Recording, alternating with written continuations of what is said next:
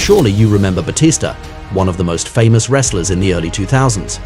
He had an explosive entrance music, he destroyed his opponents with his Batista Bomb, he even succeeded in Hollywood. But you may not know that he returned to wrestling and that his comeback turned into a nightmare. It's a pleasure to welcome you on the Wrestling Paradise to talk about Batista's catastrophic comeback to the WWE in 2014. You will learn, among other things, how a small mistake by a ticket sales company had huge consequences on the road to WrestleMania 30, his deleted tweet that caused anger towards him backstage, the exact moment when Vince McMahon finally listened to the Animal's ideas, but also how he was affected by the hatred he received from the fans, and even which very famous rapper was supposed to remix his entrance music. And you will never guess the technical problems he had to deal with a few minutes before arriving in the Royal Rumble. You are on the Wrestling Paradise. From Batista to Bluetista, the Animal's nightmarish return to the WWE in 2014. Here we go. Batista was one of the biggest names in pro wrestling in 2005. That year, he won the World Heavyweight Championship by defeating Triple H in the main event of WrestleMania 21. With John Cena, we can consider that they were the new faces of the company. They were picking up the torch of Stone Cold Steve Austin and The Rock, ready to be the great attractions of the Federation for the next decade. Batista did it! It was a relevant choice in my opinion. When I see Batista, I see a megastar. He had a larger-than-life physique that we don't come across every day, an extraordinary intensity, an explosive entrance and music. Between his debut in the company in 2002 and his departure in 2010, we can remember his time in the charismatic Evolution clan, an iconic battle against The Undertaker at WrestleMania 23, or even his final rivalry against John Cena, where he was awesome as a villain. I am here to make money. If the Animal had left, it was because he didn't like the politically correct and family-friendly turn the Federation was taking. He rejected the PG era with shows that were for children. He also wanted to try his luck in Hollywood, and he considered that he didn't have the same opportunities as Cena. The fact is that 3 years after his departure, he was ready to make his big comeback. After having big problems financially, he got the role of Drax in the Guardians of the Galaxy. He was free during the first months of 2014, and he could see himself having a dream match against Brock Lesnar, for example. At that time, the WWE no longer had the same success as in the early 2000s. Television ratings were constantly going down. As WrestleMania 30 approaches, the officials think that there is a need for star power. This is how on December 23, 2013, a video was broadcast announcing the return of Batista. It will take place on January 20, 2014 on Monday Night Raw, one of the company's weekly shows. A few days later, it was also announced that he would participate in the Royal Rumble at the end of January, the match that determines who will face the champion in the main event of WrestleMania. Faced with all this, we may not understand why the company chose to announce everything several weeks before, thus spoiling the surprise effect. In reality, this is not what was originally planned. In theory, he was supposed to come back at the Royal Rumble without anyone knowing, which would probably have a strong positive reaction from the fans after 4 years of absence. But a few weeks before, a ticket sales company did something stupid. It made an advertisement for a show in Las Vegas in February, announcing Batista's presence there. It was a serious mistake that forced the organization to reveal its plans, and you will see that this amateurism will have big consequences. It's January 20th, 2014, and it's the big day. After almost 4 years, Batista is going to make his return to the WWE. To open the show, Triple H and Stephanie McMahon, the most powerful couple in wrestling, warm up the audience with this road to WrestleMania 30 around the corner. They are interrupted by the champion, Randy Orton, who complains of being treated badly. But he will be interrupted by the Animal. Still with the same badass music and his same gestures with the pyro, he seems to be in great shape. The fans are happy, and he has lost none of his charisma. They were very noisy, which made Batista want to pose in the 4 ring corners. Under the chants of the spectators, he can kiss the ring and take Stephanie then Triple H in his arms, in front of a furious Randy Orton. When the Animal faces the Viper, he refuses to shake hands with him. He goes straight to the point. He is here to win the Royal Rumble, main event WrestleMania, and become champion. So deal with it! He's already leaving without really having spoken to the fans. He's an animal on a mission. At that moment, we are facing a big problem. With this big return and these statements from Batista to Orton, we can imagine what will happen. Big Dave will win the Royal Rumble, and the Federation's project for WrestleMania is to set up a match between Randy Orton and him. Unfortunately, this is very predictable.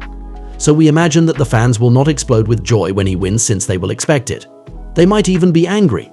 A guy disappears for 4 years, comes back a few days before the most decisive match of the year, and has all the spotlight, while the other wrestlers who have worked hard all year are in the shadows. The worst part is that, at the same time, another man is hugely popular among the fans. Daniel Bryan. He is the one that many spectators want to see with the title, while the company prefers a Randy Orton against Batista. Moreover, the two wrestlers were already facing each other 5 years before. In any case, on January 20th, Batista will reappear to destroy Alberto Del Rio. For several weeks, the Mexican had been lamenting that the animal was receiving so much attention. They were even waging war on Twitter. We couldn't tell the difference between reality and fiction. We can notice that Batista had written the following sentence: "Seems to me that some C-level stars in a B-level star era have bought into their own hype. Don't turn a work into a shoot." He will delete this tweet, and people will be angry at him behind the scenes. We understand something there. According to Batista, the WWE wrestlers in 2014 are no longer real stars. We also think about what Stephanie McMahon told Daniel Bryan a few months before. Not everyone can be WWE Championship material. You are a B+. By hinting that he sees Bryan and the other wrestlers of his generation as B-level stars, their fans could be turning against him, while they are among the viewers who still watch the shows. Alberto Del Rio will be the first to get a Batista Bomb in this new period of the animal in the Federation. He sent a clear message a few days before the Rumble, but this show is going to turn into a disaster. Do you want to find out why his triumphant comeback turned into a fiasco and why he will leave the company extremely frustrated? By the end of the video, you will have all the answers. Don't worry. We are in Pittsburgh on January 26, 2014. In the ring, CM Punk, Roman Reigns, Seth Rollins, and others fight for a ticket for WrestleMania. It's time for number 28. Batista arrives in the Royal Rumble in a rather different outfit from the one he had a few years ago. From his first moments of domination, the fans do not support him. On the contrary, he is booed. CM Punk is eliminated by Kane in what is his last appearance in the Federation before returning 9 years later. We notice a sign: Batista sucks. The darling of the fans, Daniel Bryan, is not in the match, a disappointment for them. They sing for Bryan and boo Batista more and more. When it's time to eliminate Roman Reigns and officially win his second Royal Rumble, Big Dave will be rejected by the crowd. This moment, which was supposed to be the apotheosis of this big WWE return that the company proudly announced, is a disaster. The man for whom we imagined a heroic comeback was now the most hated wrestler by the fans. When the broadcast of the show was over, Batista will allow himself to mock Daniel Bryan in front of the fans by doing his yes gesture. We can feel that Big Dave is angry. Inlay. On the web, many wrestling fans, like those in Pittsburgh, consider that Batista did not deserve to win. He has only been back for a week, while other wrestlers, who also master moves he can't do, have been there all year and have nothing. We can only imagine how different the situation would have been if he did a surprise comeback during the Rumble. He will say about this experience that it was weird, a little frustrating. He kept hearing that he didn't deserve it. He took that personally because the fans seem to have forgotten his 10 years of pain and sacrifices. In his final match in 2010, he broke his back. And now the fans are telling him he doesn't deserve the position he has put in while he broke his back for them. He said he never asked for this position. He thinks that if you have an opportunity, you should always take it. If you don't, you're stupid. In his eyes, hating someone for taking an opportunity they're given is being an idiot. It was an event that made him stress a lot because you have to be aware he was wrestling for the first time in 4 years. A few months before returning, he suffered an Achilles tendon injury, and he had to work with a lot of colleagues that he was totally discovering. As if that wasn't enough, he had some technical problems just before the match with the zipper of his shoe that was broken and his underpants were too tight. So he wasn't able to warm up well, especially since he could not find the place in the arena where he had to do his entrance. There was another element that the fans seemed to forget. Batista didn't decide to win the Royal Rumble, but the WWE officials did. People start to hate someone who is just an actor who executes a script that he has been given. Someone not get what they wanted. After this controversial Royal Rumble, he will come to confront his future opponent, Randy Orton. In the crowd, we see a sign that simply asks the animal to leave.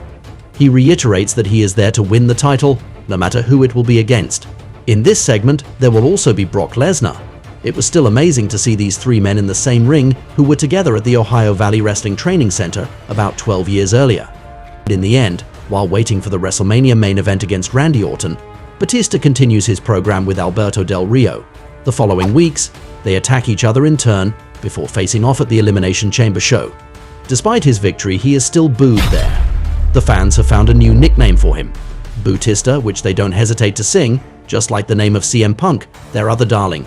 Their rejection towards the animal is massive, and for several weeks, the company has been trying to make them like him again without success. This big, awkward moment, which is in the continuity of the Royal Rumble, is the last straw. Vince McMahon is going to make a crucial decision about Batista.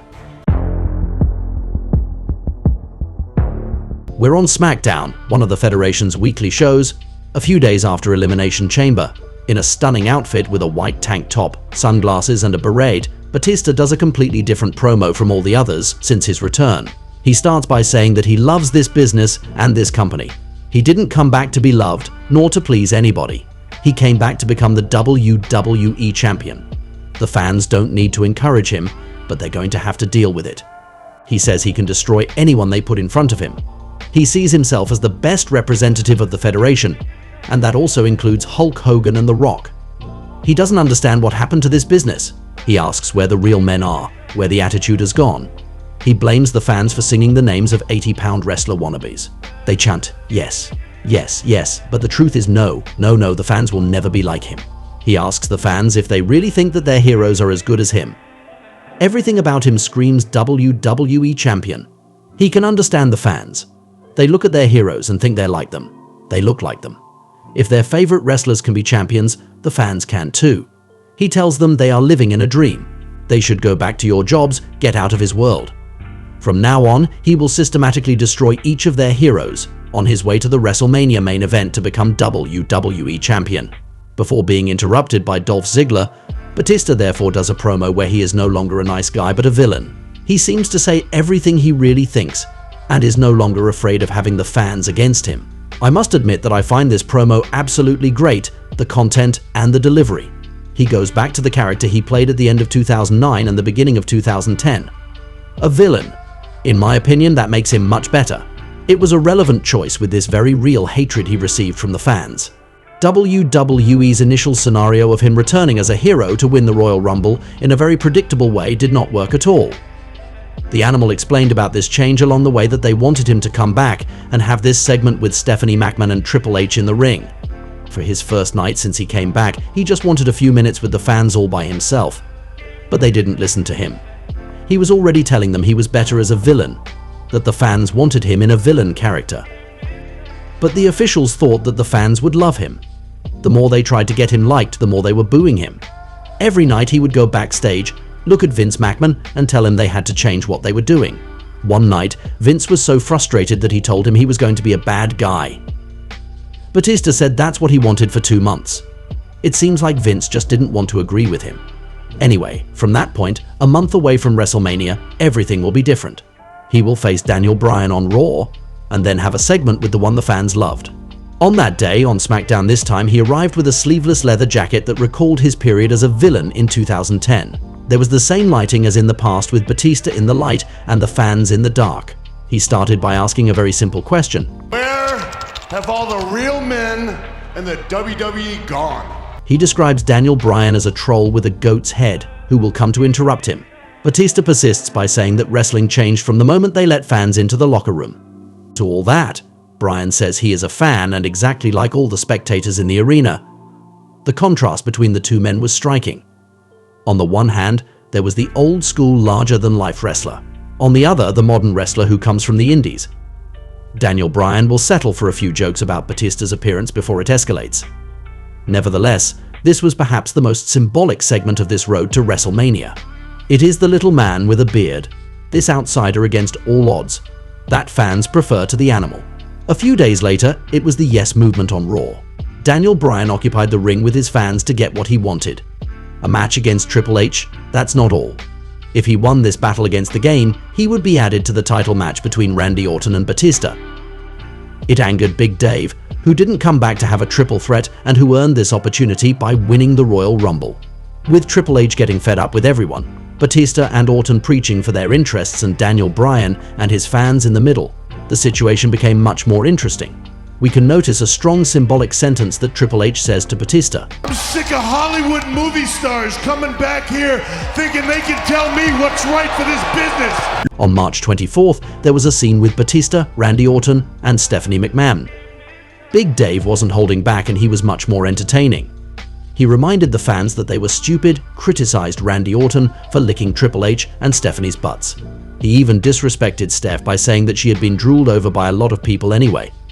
He'll take a slap, Randy Orton will laugh about it, but not for long since he will get speared. They will have the opportunity to settle problems in a one-on-one match on the final Raw before WrestleMania 30. Before, we saw the Animal making fun of Triple H again, and the company really let us believe that a match between Batista, Randy Orton and Triple H was possible at WrestleMania, despite the popularity of Daniel Bryan. Seeing that, we could regret the Animal was a villain who attacks everyone and doesn't seek anyone's validation from January. In the main event, with Triple H and Stephanie on commentary, Orton and Batista were fighting but Daniel Bryan interfered and caused chaos. Despite a spear on Orton, Big Dave also suffers the wrath of the Yes Movement leader. After several weeks of adjustments and planned changes, we finally arrived at WrestleMania in an interesting configuration. On April 6, 2014, Daniel Bryan defeated Triple H in the opening match and then collided with Randy Orton and Batista in the main event. When we saw the Animal and the Viper collaborate, we had Evolution vibes, the stable they formed with Triple H and Ric Flair 10 years before. It was the year of Daniel Bryan, whose story had captivated the fans. Just like in this triple threat, Batista was actually just an actor in the bearded man's big quest for months. This hatred of the fans towards the Animal since his Royal Rumble victory at least generated even more enthusiasm around Bryan and the showcase of the Immortals. Everything will end with a yes lock on Batista, who will tap out to offer the victory to Daniel. Seeing this and taking a step back, we can only congratulate Big Dave for this moment. He accepted to lose in the most humiliating way possible in the most important match of the year to highlight the fans' darling. As he himself stated about this situation, they needed a hero and Daniel Bryan was the biggest hero in the company. He knew it would be great. He thinks it's so much better when the fans have an emotional investment. He says they were so emotionally invested in Daniel Bryan and they had so much hatred for him that he knew it would be great. At that moment, we could wonder what would happen next for the Animal. Maybe he was going to have his one-on-one title match at the Extreme Rules show. This period that started so badly could end with a triumph by becoming undisputed champion. In reality, things will once again take a completely unexpected turn. After this crazy road to WrestleMania 30, Batista wanted what he earned in January. A fair opportunity for the title, which Randy Orton also wanted, by the way. But there are new enemies they must consider: The Shield. This very popular clan with Roman Reigns, Seth Rollins and Dean Ambrose turned against Triple H and is now with Daniel Bryan. It is therefore essential to first take care of the Shield for them not to interfere in this future title match. It will be even less conceivable when Daniel Bryan will be forced to vacate his title because of a serious injury. Faced with this Shield threat, something historic is going to happen. Triple H, Batista and Randy Orton are reforming Evolution together for the first time in 9 years. You are witnessing history. Personally, I thought it was excellent to see them together. They had an incredible class when they were well dressed. They exuded power and they had chemistry with the Shield. They will have 2 matches against the Hounds of Justice. First at Extreme Rules and then at Payback, but Evolution will lose both. Nevertheless, they were spectacular matches, especially the last one, and it will probably remain Batista's biggest highlight in this WWE return in 2014. On the other hand, by observing the Animal, we can only be shocked by his change of look. As this rivalry against the Shield progresses, he let his beard and his hair grow. This appearance makes him look older and gives the impression he is totally letting himself go. That's not all. At Payback, he wore a totally blue outfit, which fans still remember. This will frustrate him and he will express it in a tweet. While they had an epic battle at Payback, the Smarks only talk about his blue outfit, which will earn him the nickname Bluetista. We can guess his hatred for this section of the fans. Anyway, we saw an Animal who was hurt by this whole period since January, which had not unfolded as he had dreamed at all. A one-on-one title match could have changed the game, but when he asks it from Triple H after Payback and he doesn't get it, it will be enough for Batista. In a now iconic scene, he leaves the Federation once again, 4 years later. He leaves with the cheers of the fans without having managed to be champion.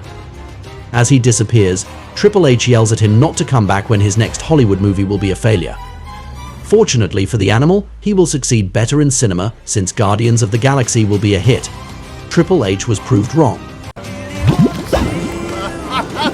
Batista leaves the company without any glory, to his great regret. Paradoxically, he has always been a Daniel Bryan supporter behind the scenes since 2010, but in 2014 the fans hated him because they considered he was stealing his spot.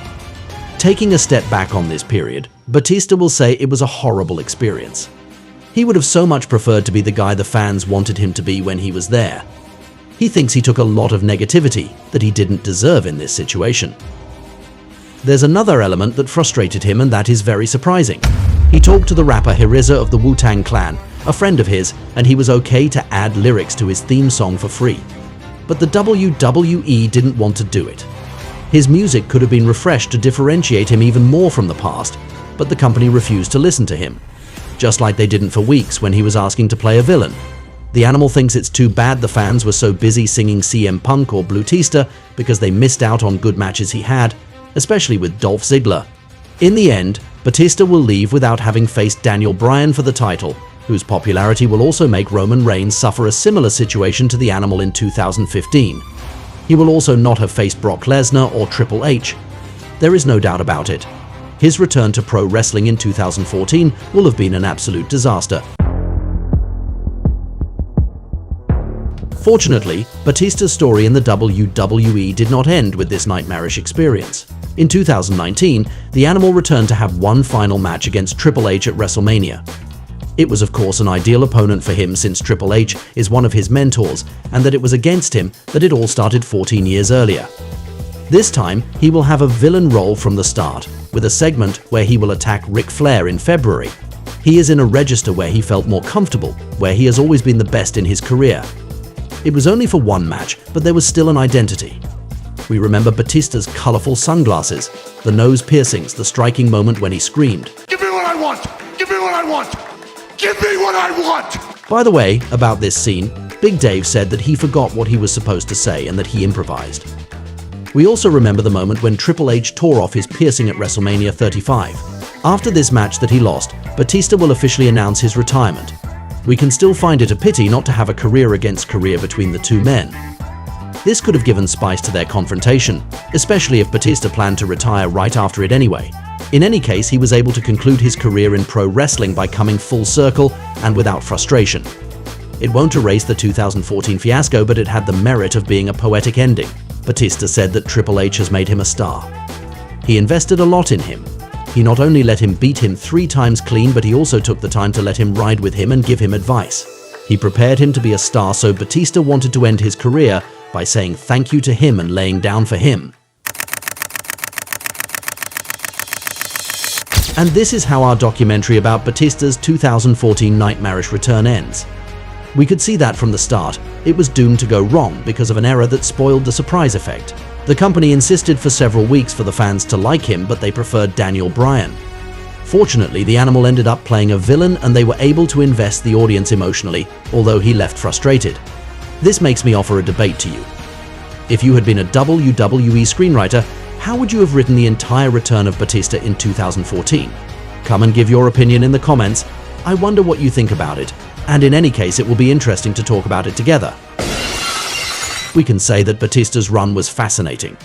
I hope you had a good time watching this video, and I invite you to stay on the Paradise of Wrestling to look at some other ones. See you right away. And that's the bottom line, 'cause Stone Cold said so! What?